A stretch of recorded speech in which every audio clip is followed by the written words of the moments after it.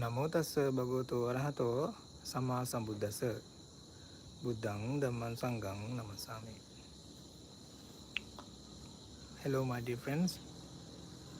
I am Venerable Paditalawe Medavi, and this is our monastery, humble monastery, I could say. It's in Pashala. We call it Thapoarana. Couple of months ago, I was thinking about give a sermons in English language because I wanted to refresh my English knowledge and sharp my English knowledge, I could say. So I started this segment called Mindful Momentum. Through this discussion, I am trying to deliver the solutions based on Buddhist philosophy, and I'm trying to find the solution for everyday problems what you have. So today also I have another topic, and this topic also based on some questions someone asked a couple of days ago actually. Today my topic is, you don't need big things to be happy. Okay. In today fast-paced world, they constantly telling us to achieve big things in order to be happy. They bombarded with many messages to find your happiness or our happiness in a big things, such as like achieving the dream job, getting a fancy car, or stay with the exotic vacation. These kind of things are telling us that is your happiness. It is not here, it is there. But if you think about it, after we done it, if you can, it is not like what we think it is. It is not like what we think it is. How about if I says the real happiness isn't far away from you, or isn't have to be the big things, but it is the very simple and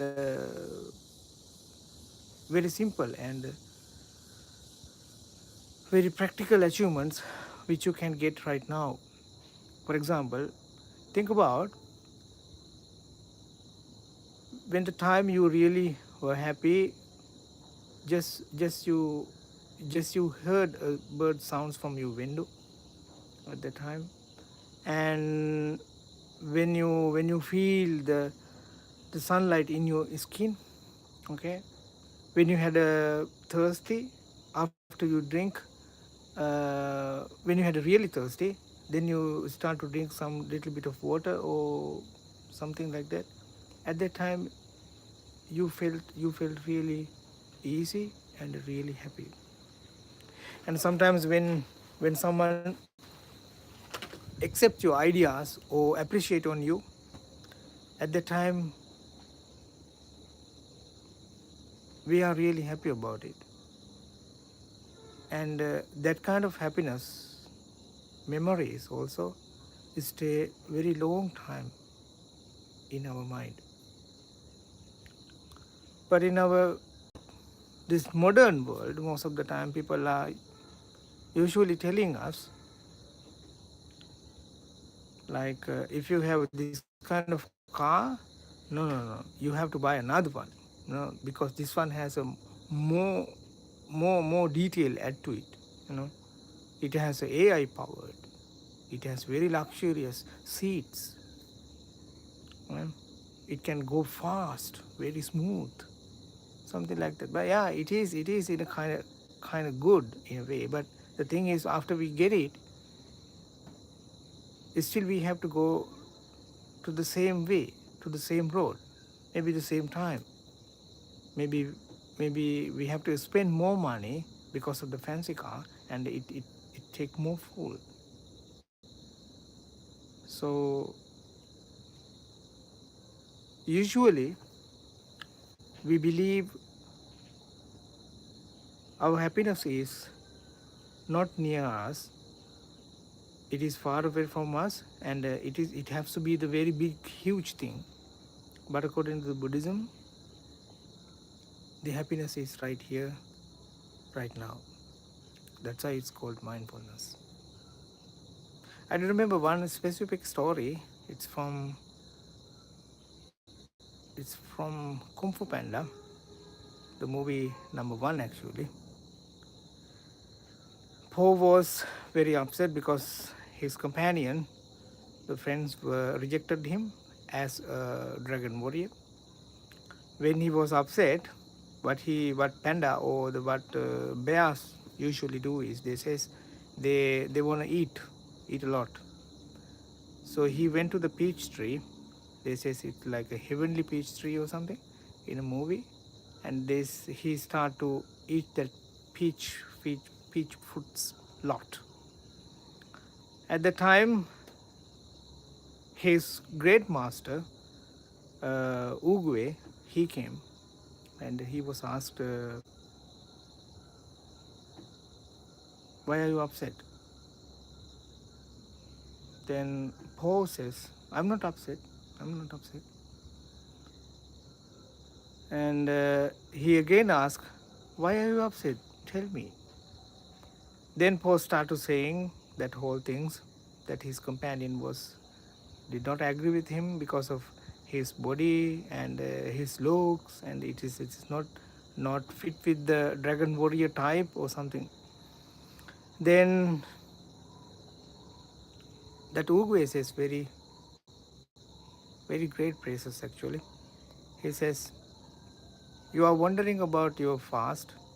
You are thinking about, you are worrying, not wondering. You are worrying about your past and the dreaming about your future. But you're missing the point. Past is a history. Future is a mystery. You have now the present moment.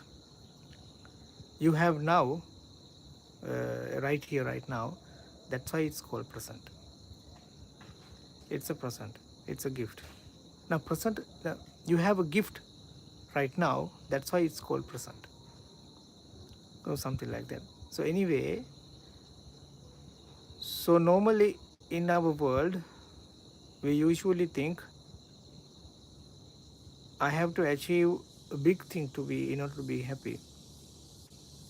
But if you think about it, if you know how to pay attention to this moment, you will notice when you hear a bird sounds, that can make your life much easier and much happier. Think about it, when you work in your office or somewhere, and it is stressful, right? Yeah. And after a while, maybe you thought, okay, maybe I should go outside for a bit. And then you went outside and felt maybe the warm air in your body, on your body, and the sounds of the birds, or sound of the nature, or the sound of the vehicles goes around, or things like this. When you see or feel, that is the happiness. That is the happiness you want at that time. So like that, in Buddhism usually emphasize us, or telling us to practice mindfulness in daily basis. That means the person who practicing mindfulness has a goal to stay in the present moment. Staying in the present moment means he usually don't go to his past, or he don't think about his future either, because the present moment is the key to stay and to be happiness at that time, right now, right here. If you think about it, you can feel happiness inside you, and you can spread your happiness to the world as well. Okay. For example, yesterday I had a chance to see the Buddha's relic, and we went there. As a monks, luckily, we had a chance to see the Buddha's relic very easily. There is a secret path for us, only for monks, I guess. And in that way, we could see the Buddha's relic within a 30 minutes or something. But people were there. I think the line was longer than maybe more than 5 kilometers. And they were staying sometimes more than 2 or 3 days. But at the end, after we went to see the Buddha's relic, we cannot stay for long. It is a process. So everybody wants to see it. So people push us. All right, Bante, now you have to go. Now you have to go. So only we can see it like for a second or something. So that is the only time I had a chance to see the Buddha's relic. Okay. So, but unfortunately, there was a people, bunch of people around that place, and they were just sitting and without doing anything. I think they don't have to stay in that place. They are making very disturbance for the people, because we have to see through them. Maybe sometimes we have to find a way how to see it, because if they standing in front of it, they do nothing. I suggest them to go out, actually, please. In that way, people will see more. Otherwise, they are interrupting that effort on the people. Because if you think about it, if you see the outside from the Dalada Malika, there are thousands people lying, not lying, like in a line, and waiting for the moment to see the Buddha's relic. Okay, some people are chanting, some people sometimes blaming, actually. But anyway, after I worship, I could say, by my mind, we had no chance to stay or grab or worship to the Buddha's relic at least per second. We have to go. Anyway, after I come outside, it was very hot, I could say. The sun was like very up on the air. I was very thirsty. But there was a little girl came, and she gave me a water, not only for me, for everybody. It was like so happiness at that time. Yeah, I gave her my really appreciation to her. Thank you, daughter, something like that. And these are the things, actually, in our life, more memorable than the thing we think. The happiness is the biggest things. If we compare with that, the luxurious car, or the fancy hotel, or exotic vacations, or like a fancy trip or something, we think that is the happiness. But after done it, it seems it seems not so.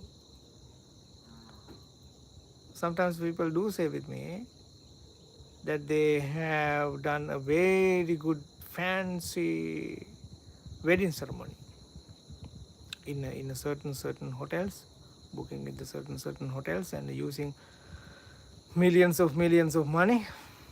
All right, but at the end they says, Bante, now I am struggling with the loan. I replied, what about the loan? Because I have to take a loan in order to do the big ceremony in that hotel. Oh, then I can ask logically, so what is the happiness now? What do you think about the happiness? Most of the time people do think the happiness is showing or the it's like a dramatic moment, I could say. But after we did it, it has no that kind of effect on us, actually, because we did not get more happiness from that things. But if you do practice mindfulness in your daily practice, in your daily basis, you will notice some sound from the outside of your house or the window, or you can taste your food while you're eating it. You can listen to even the clickety of your watch, or the air conditioner or the fan or the fridge or someone talking to you, and you can feel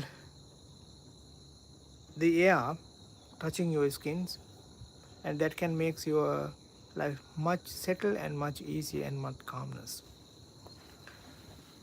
The practitioner of the mindfulness will learn, usually they're learning how to be appreciated with the simple things, not with the complicated things.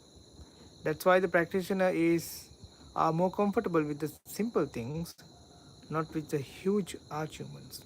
That's why people are learning Buddhism isn't trying to find the Magapala or something like that. They don't want to they don't want to follow, or they don't want to go behind to achieve those kind of things.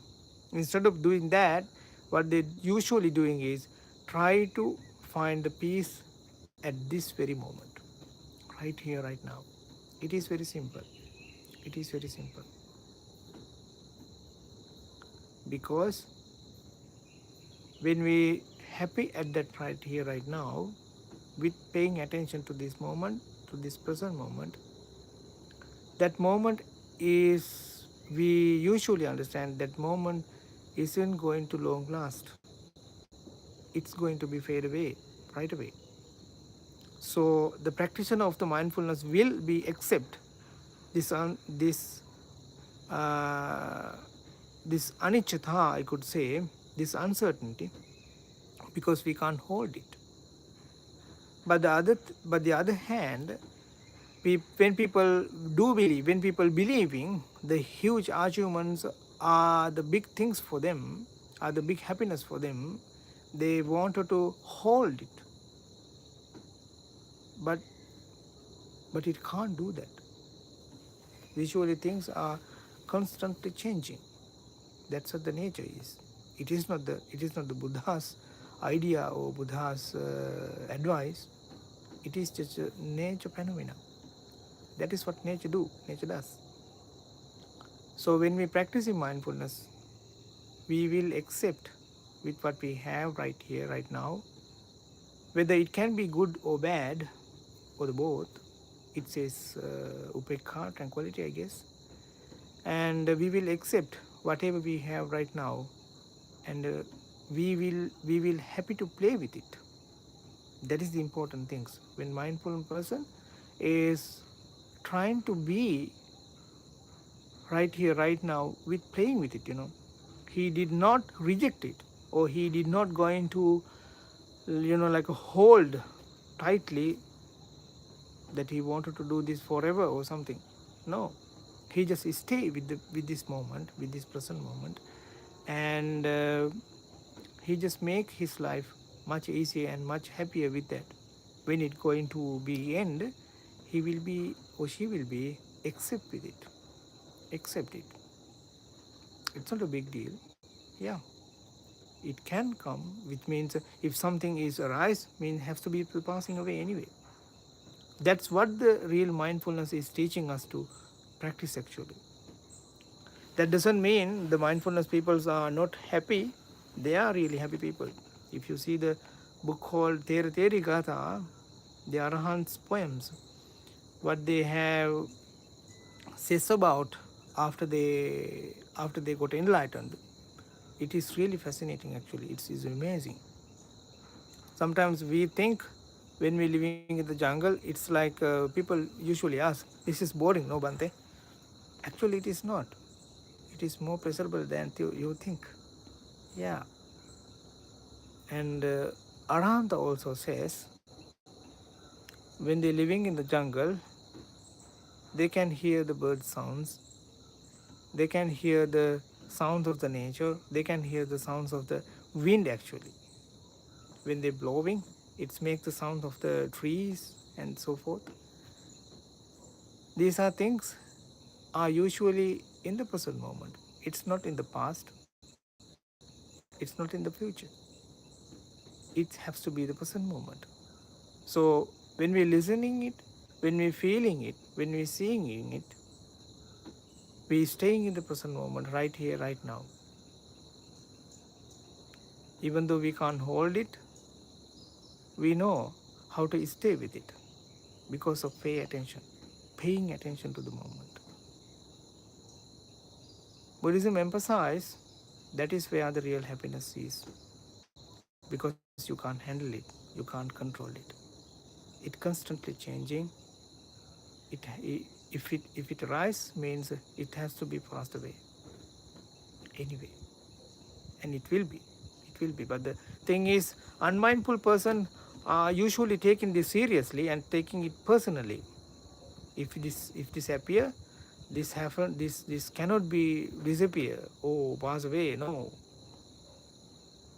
that's why they are making more suffering, because of the things what they had in the past, or what they think, or what they believe, or what they dream of in the future. But those kind of things never exist in the world, only in our mind, only in our mind. But when we practice mindfulness, those kind of peoples will be accept the things what they have right now. We can feel the happiness in one hand when we see the nature, and you can spread your happiness to the world as well. You know, when you talk kindness, when you say something with kind words, or when you see with your kind eyes, or when you hear something with kindness, or kind listening, I could say, these kind of things will make other people's happiness as well. And I do wanted to invite you all, not all, but if you are living near the candy, right here, right now, please try to help or support the people who is staying on the line to see the Buddha strike. If you can provide some water or food or something like that, please do that. So please, because these kind of things are really appreciable, and it can make really happiness to your life, and to themselves as well. It will make much easier to stay for them, because they have to stay in a couple of days anyway, if they on the line, in edge of the line, maybe I could say. But today actually I make a little bit of bad joke, but it's true. In one hand, if you wanted to see the Buddha's relic, what you have to do is stay in a monastery for a couple of months and become a monk or nun. Then you can go to see the Buddha's relic much easier. Much easier. So today I wanted to deliver in normal chaotic world. People usually believe the real happiness isn't nearby. It's far away from us, and it has to be the big things. But it is not. I do remember one speech gave by the founder of Apple, Steve Jobs, on his deathbed actually. Just before he died, he says, the real happiness isn't far away, it's nearby you. You can buy a fancy car using millions of money, and you can buy a very simple taxi.